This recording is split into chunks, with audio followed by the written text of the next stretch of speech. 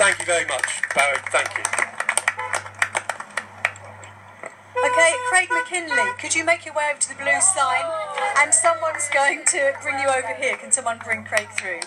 So, yeah, Craig Mackinlay is here to speak to us today. Just like to remind everyone to try and be civil. If you do have any, we want to be friendly to Craig because we really appreciate the fact that he's come along.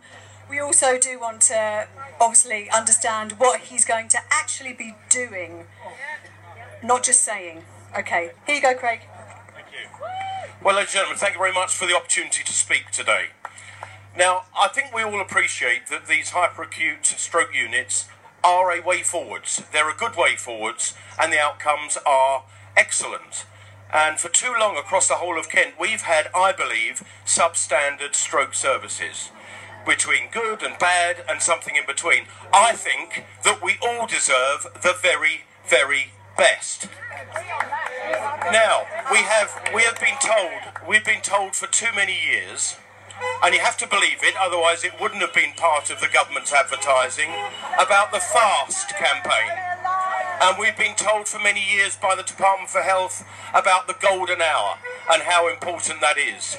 And that is why the proposals that they've come up with thus far do not do for the people of Thanet. I am not prepared for the people of Thanet to become the third-class citizens across this county. I have said it. So we have two choices. I believe they have two choices. They either change this three-hospital formula and keep that three-hospital formula, but one of those hospitals has to be here. Now, I do understand what we've been told, that they have struggled to recruit and struggled to retain.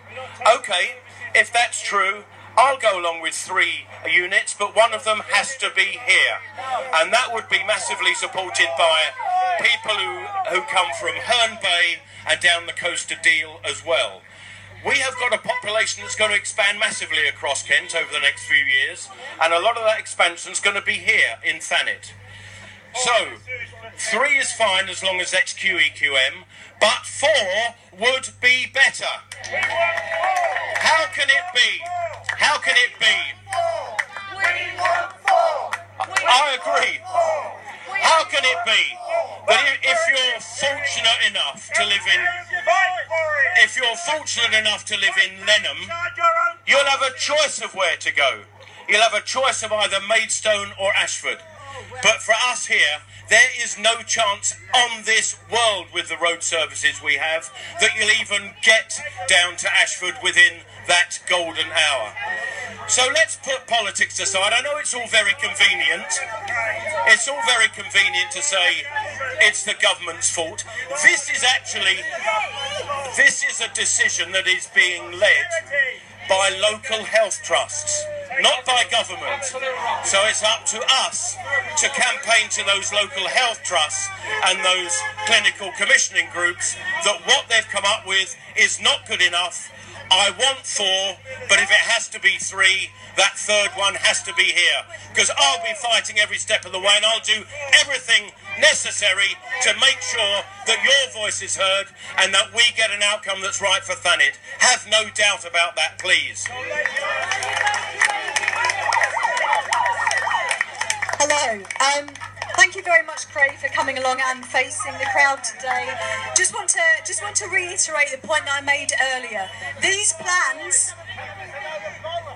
I know we were quite upset about what's just, and it is very difficult to hear our local MP say, not necessarily. He's saying partly what we want, but he's not really fully saying what we want, and he's not really taking action in the way we want.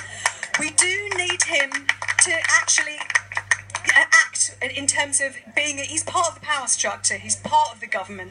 These plans do come from the top. We can demonstrate that. There are reports going back to 2013 where they're talking about centralising, they're talking about cutting services back, they're talking about closing A&Es, they're talking about cutting back stroke services and not having them in district general hospitals anymore. This comes from the top. This comes from the top. We cannot allow politicians to point the finger at the local CCG, okay? Anyway, that's enough from me. I'll hand you back to Ian now. Thank you, Carly.